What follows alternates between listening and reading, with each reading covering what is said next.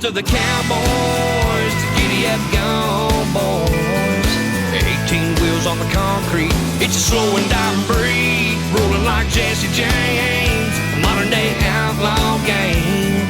If you're out here riding with me, come on back and make some noise. We're the last of the cowboys.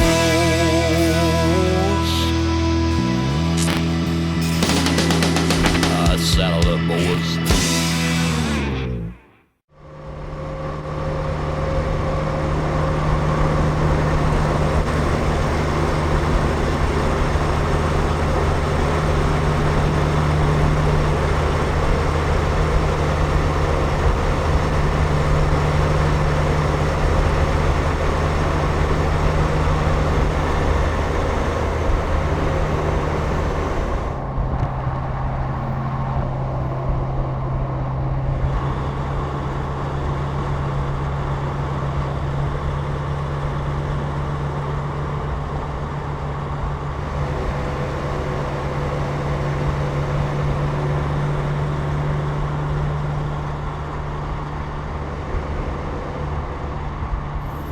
It's a Sunday after the 2017 Guilty by Association truck show, and we're cruising along here just east of 4 States, and we're looking at a really nice looking truck here.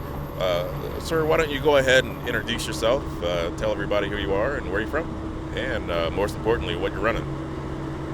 Yeah, my name is Bobby Laws. I'm from Des Moines, Iowa. I'm running a 2007 Peterbilt 379 extended head.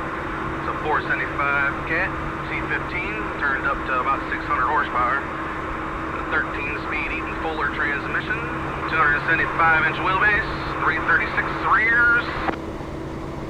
What do you do with the truck? I did flatbed freight. I pull a Conestoga. The truck runs every day up and down the road. I'm always in it. I'm all over.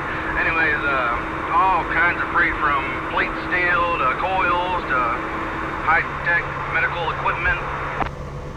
How long have you been driving for, and what brought you into the world of trucking? Got my CDL in 2012, so I've been out here about 5.5 years. I've been running my own truck for about 2.5 now. A buddy of mine, Chip from back home in St. Louis, where I grew up at, he got his CDL, and I was laid off doing construction, not making credit for money.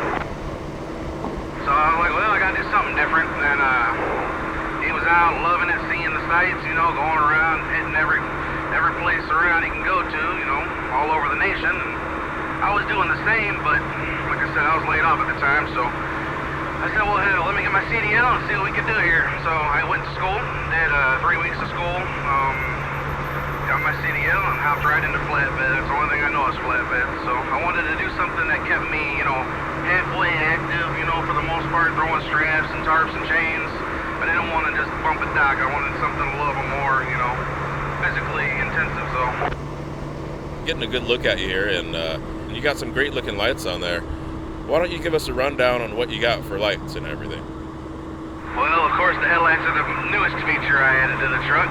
They're brand new by Trucks Accessories. They are amazing. They got the halo running feature. They have the blinkers, the running lights. They have the high, the lows, all in a sealed light. And they really put out some light, that's for sure. As far as the other lights on the truck, on my bumper I have 20 dual revolution button lights from Trucks Accessories, of course. Same with the visor. I got 14 on the visor. They all are dual revolution, turning from amber to purple. All my chicken lights, my air breather lights, the whole back end, they're all Trucks, man. I can't find anything out there better than Trucks. And I mean, I went through some other lights before, and these are definitely top notch. And they make people look. They flip the light switch, and everybody's like, "Oh wow, look at that."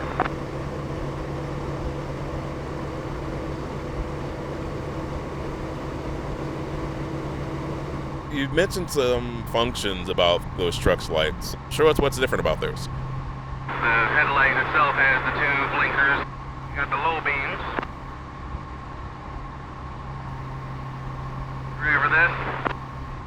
Yes, sir. And you got the high beams. Man, are they bright. That looks pretty intense.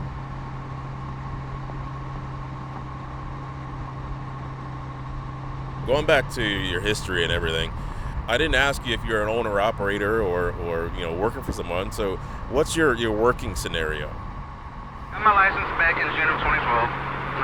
Like I said, did the 3 weeks of the truck driver training, learned to back up and all that stuff.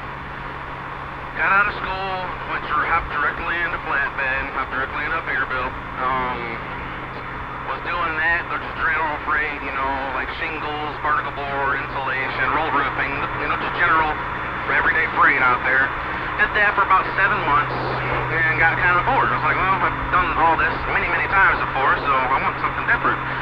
So I, ventured off and asked questions and showed interest in, pulling an RGN and a step deck to haul different freight, of course.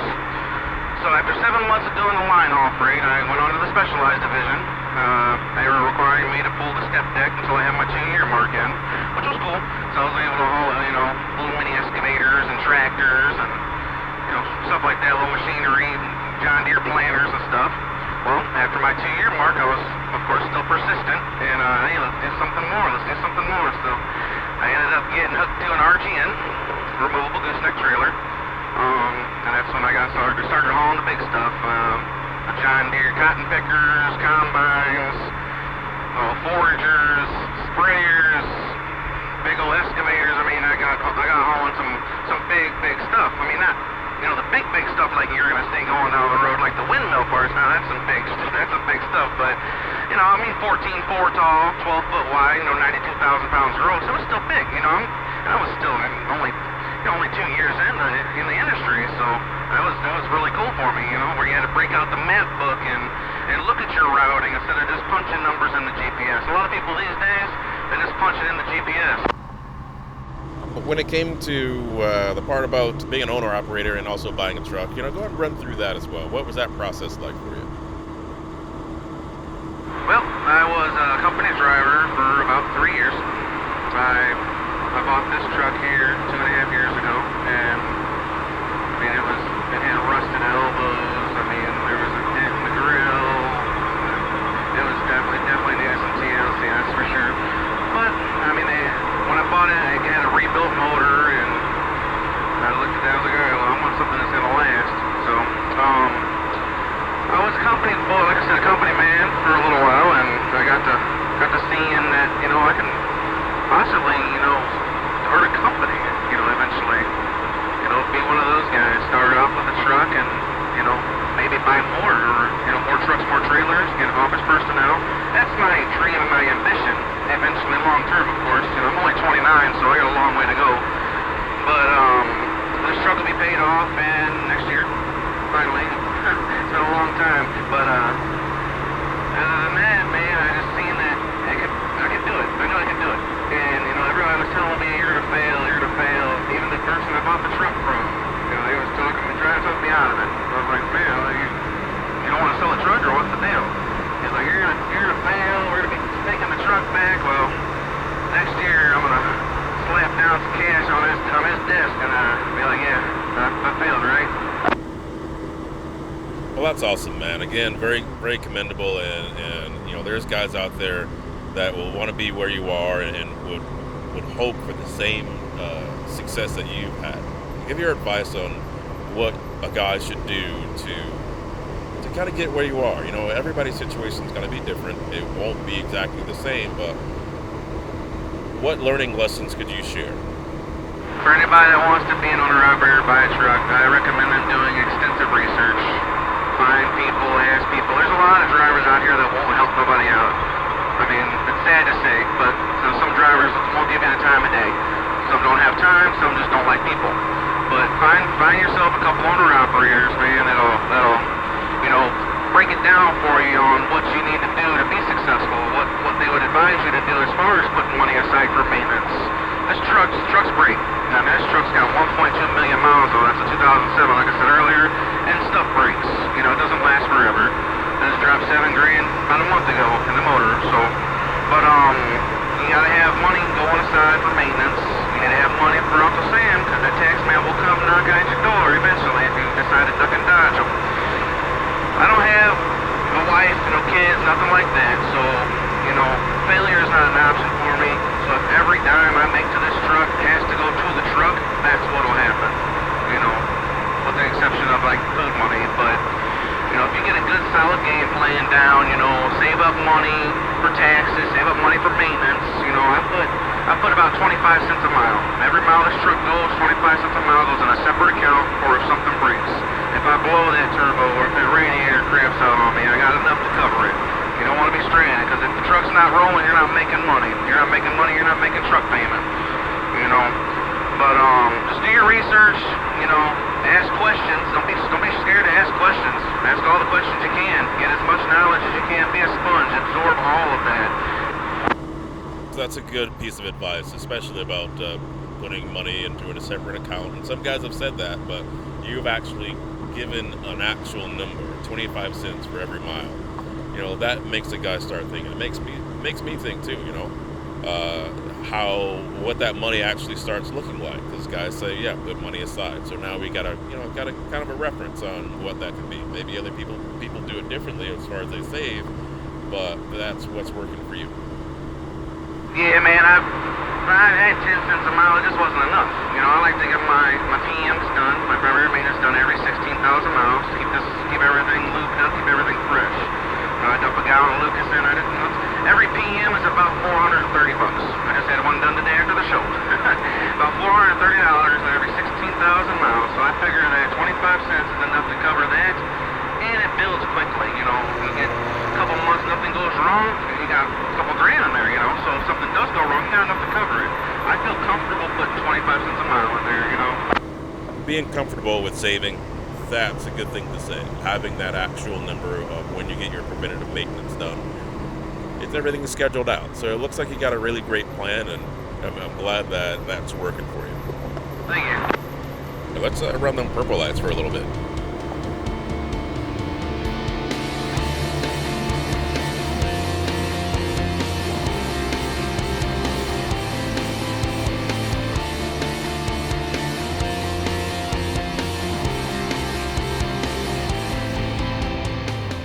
Bobby, it was fun to kind of get out here on the highway and get a good look at your truck, and it's nice to hear how you've been able to be successful in a short amount of time. And thanks for sharing that with all the other folks that watch these videos. So hopefully someone can really benefit from what you've done. Yeah, I appreciate it, Chris. If anybody sees the video and they have questions, hit me up on Facebook, Bobby Laws. That's info. We appreciate it, and we'll be seeing you soon. Yeah, boy, have a good one, man. Thanks. Be safe. You too.